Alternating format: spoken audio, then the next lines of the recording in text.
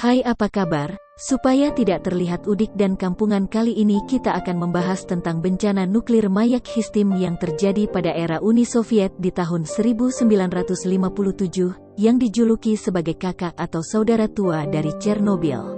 Tidak banyak orang yang tahu tentang bencana nuklir Mayak Histim ini, karena detailnya baru diungkapkan pasca keruntuhan Uni Soviet.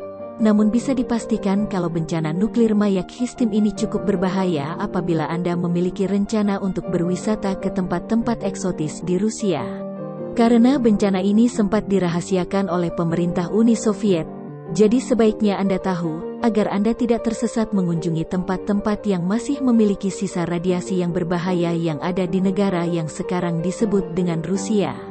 Seberapa besar bencana nuklir Mayak Histim ini? Bagaimana bisa terjadi, dan kenapa disembunyikan oleh Uni Soviet? Bencana Histim adalah insiden kontaminasi radioaktif yang terjadi pada tanggal 29 September tahun 1957 di Mayak, sebuah lokasi produksi plutonium di Rusia untuk senjata nuklir dan pabrik pemrosesan ulang bahan bakar nuklir Uni Soviet. Insiden ini diukur sebagai bencana tingkat 6 pada skala kejadian nuklir internasional, menjadikannya kecelakaan nuklir paling serius ketiga yang pernah tercatat, setelah bencana nuklir Fukushima Daiichi dan bencana Chernobyl di mana keduanya berada di level 7. Peristiwa tersebut terjadi di kota Ozyorsk, Chelyabinsk, Oblast, sebuah kota rahasia yang dibangun di sekitar pabrik Mayak, dan menyebarkan partikel panas lebih dari 20.000 mil persegi atau 52.000 km persegi, di mana setidaknya 270.000 orang warga biasa tinggal, dengan 300 kematian langsung di antara penduduk desa yang berada di dekatnya. Sejak Ozyorsk atau Mayak diberi nama Chelyabinsk 40, kemudian Chelyabinsk 65, sampai tahun 1994 kota tersebut tidak ditandai di dalam peta karena ditetapkan sebagai kota rahasia oleh Uni Soviet sebagai tempat tinggal para ilmuwan dan pekerja pabrik nuklir Mayak. Bencana nuklir tersebut kemudian dinamai menurut desa berpenghuni terdekat yaitu Histim yang kemudian sering disebut sebagai bencana nuklir Mayak Histim. Setelah Perang Dunia II usai, Uni Soviet merasa tertinggal di belakang Amerika Serikat dalam hal pengembangan senjata nuklir. Untuk mengejar ketertinggalan, Uni Soviet memulai sebuah program penelitian dan pengembangan yang cepat untuk menghasilkan sejumlah uranium dan plutonium yang cukup banyak. Pabrik Mayak dibangun dengan tergesa-gesa antara tahun 1945 hingga 1948 dengan menggunakan tenaga dari para tahanan Gulag yang bekerja dengan senang hati dan riang gembira meski tidak dibayar oleh pemerintah Soviet. Kesenjangan dalam pengetahuan fisikawan Soviet dengan ilmuwan Amerika Serikat tentang fisika nuklir pada saat itu membuat mereka mengabaikan nilai keamanan.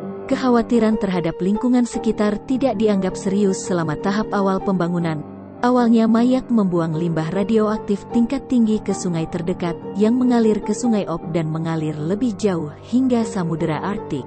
Keenam reaktor tersebut berada di Danau Kiziltas dan menggunakan sistem pendingin siklus terbuka yang artinya mengeluarkan air yang terkontaminasi langsung ke danau. Ketika Danau Kiziltas dengan cepat terkontaminasi, Danau Karachay pun digunakan untuk penyimpanan limbah nuklir di tempat terbuka. Untuk menjaga kontaminasi limbah dibuang lebih jauh dari reaktor, tapi dengan segera membuat Danau Karachay menjadi tempat yang paling tercemar di muka bumi. Untuk mengatasi masalah lingkungan tersebut, Uni Soviet membangun sebuah fasilitas penyimpanan untuk limbah nuklir cair sekitar tahun 1953. Terdiri dari tangki baja yang dipasang di dasar beton sedalam 8,2 meter atau 27 kaki di bawah tanah. Karena tingkat radioaktivitas yang tinggi, limbah tersebut memanaskan dirinya sendiri melalui panas peluruhan meskipun tidak menimbulkan reaksi berantai. Karena alasan itu, sebuah pendingin dibangun di masing-masing penyimpanan, berisi 20 tangki. Sedangkan fasilitas untuk memantau pengoperasian pendingin dan kandungan tangki tidak memadai.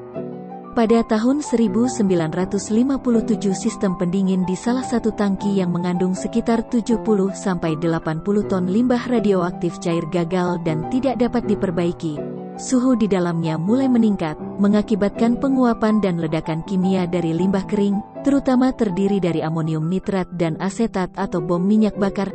Ledakan tersebut, pada tanggal 29 September tahun 1957, diperkirakan memiliki kekuatan sekitar 70-100 ton TNT, melemparkan tutup beton seberat 160 ton ke udara.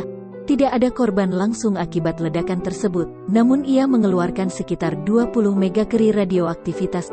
Sebagian besar kontaminasi ini berada di dekat lokasi kecelakaan dan berkontribusi pada pencemaran Sungai Teha. Namun sebuah gumpalan berisi 2 megakeri radionuklida menyebar lebih dari ratusan kilometer.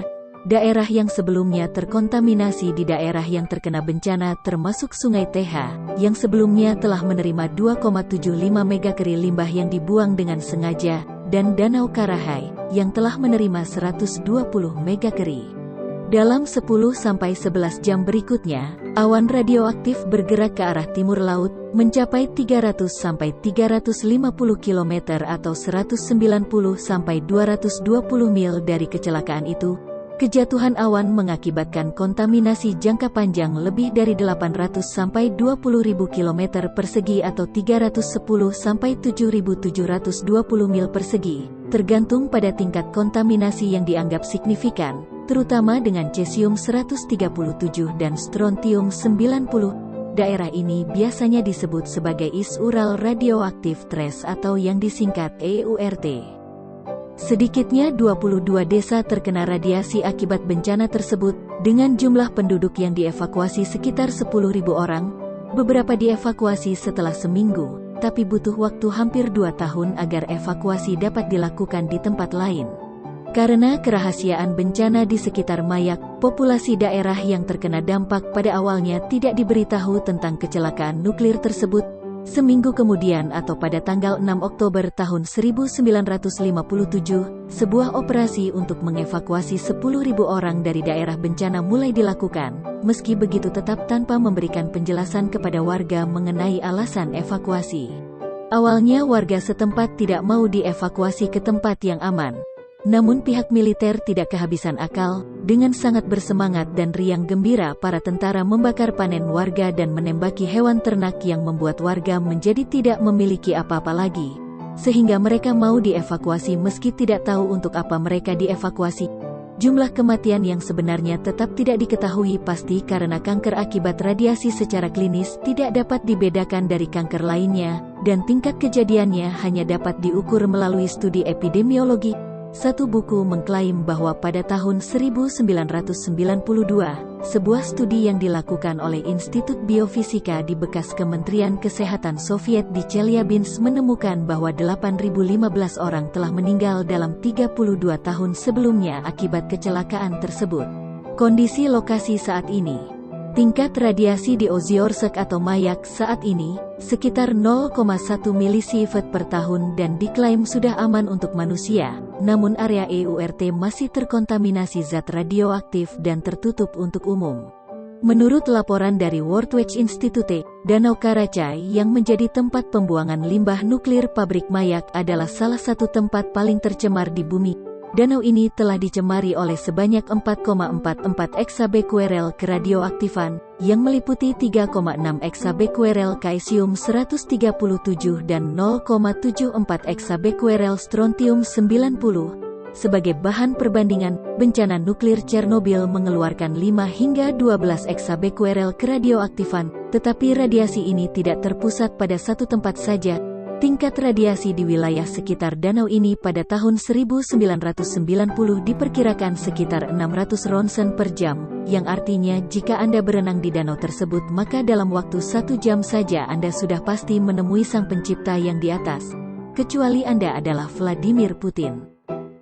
Menurut dokumen CIA, ternyata Amerika Serikat mengetahui bencana Histim sejak tahun 1959 atau 2 tahun setelah kejadian.